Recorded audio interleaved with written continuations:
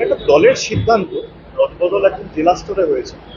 পরবর্তীকালে বিভিন্ন ব্লক স্তর থেকে শুরু করে টাউন স্তরে আমরা পর্যালোচনা করে দলের মধ্যে আলোচনা করে সবার সাথে কথা বলে জেলা স্তর থেকে শুরু করে ব্লক স্তর সবার সাজেশন নিয়ে এগুলো পরবর্তীকালে আমরা করব।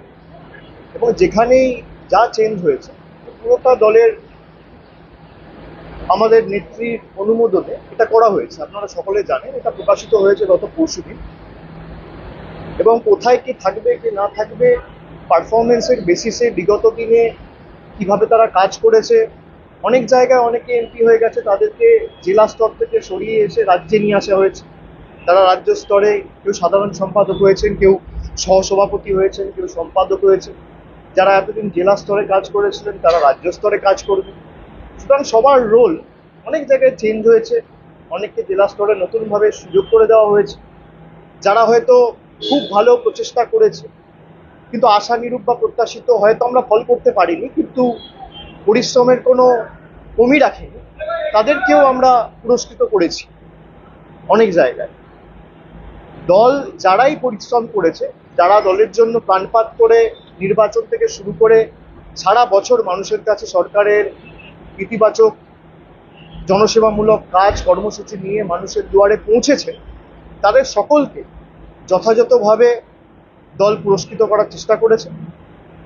এবং আমাদের সকলের লক্ষ্য ছিল যে সবাই মিলে ঐক্যবদ্ধ হয়ে যাতে কাজ করে। আপনি উত্তর কলকাতার ক্ষেত্রে বা বীরভূমের ক্ষেত্রে যেটা বলছেন, সেখানেও নেতাজি ইন্ডোরে মমতা বন্দ্যোপাধ্যায় নিজে বলেছেন যে কোর কমিটিতে যারা ছিলেন সেখানে অনুব্রত মণ্ডলও থাকবে। গতকাল কোর কমিটির মিটিংও হয়েছে বীরভূমে, আপনারা দেখেছেন। এবং উত্তর কলকাতার ক্ষেত্রে সুদীপ বন্দ্যোপাধ্যায় চেয়ারম্যান রয়েছেন, সেখানে 7জন এমএলএ, তার সাথে অ্যাডিশনাল 2জন ট্রেড ইউনিয়নের স্বপন সমাদ্দার এবং জীবন শাহ, তাদের 2জনকে সংযোজিত করা হয়েছে এবং 9জনের একটা কোর কমিটি করা হয়েছে।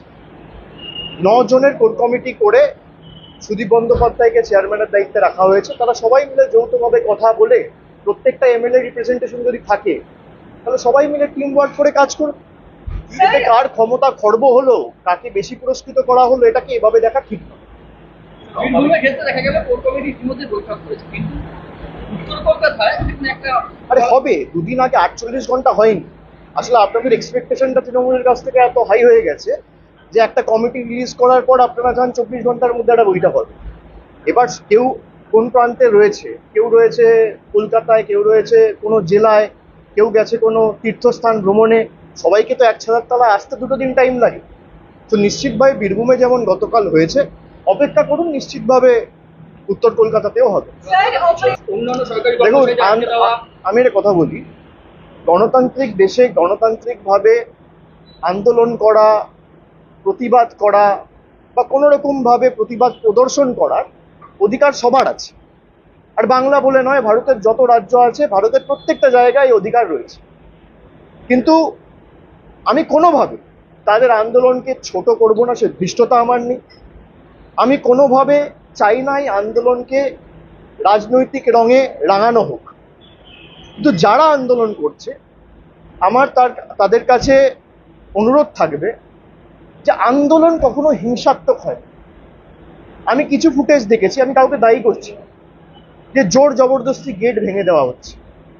আন্দোলন কখনো উগ্র হয় না, আন্দোলন কখনো হিংস্র হয় না। গান্ধীজি অহিংসার কথা বলেছিলেন, নন ভায়োলেন্সের কথা বলেছিলেন। আমরা 100 দিনের কাজ নিয়ে দিল্লিতে আন্দোলন করেছি, বাংলা থেকে 10,000 জন গেছে।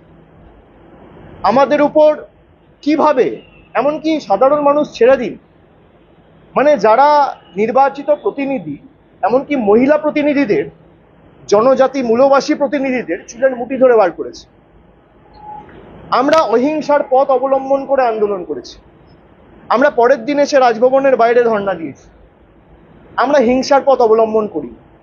আন্দোলন করার অধিকার সবার আছে, কিন্তু কোনোভাবে আন্দোলন যেন হিংস্র না হয়, আন্দোলন যেন কোনোভাবে বল প্রয়োগ করে, কোনো সরকারি সম্পত্তি নষ্ট করে, কিছুভাবে গেট ভেঙে জোর জবরদস্তি বল প্রয়োগ করে, সেটা হলে আন্দোলনের যে সারমর্ম বা যে এসেন্সটা সেটা কোথাও হারিয়ে যায়, এটা আমার দৃঢ় বিশ্বাস। বাকি আন্দোলন যে কেউ করতে পারে, এতে অসুবিধার তো কিছু নেই। আর সরকারের ইন্টেন্ট পরিষ্কার করেছে, আমরা রিভিউ পিটিশন ফাইল করেছি সুপ্রিম কোর্টে, ম্যাটার সাব জুডিস। বিচার ব্যবস্থার উপর ভরসা রাখুন, আজ নয় কাল আমার দৃঢ় বিশ্বাস বিচার হবে। বাংলা খবর, আপনার রাজনীতি, আপনার আওয়াজ।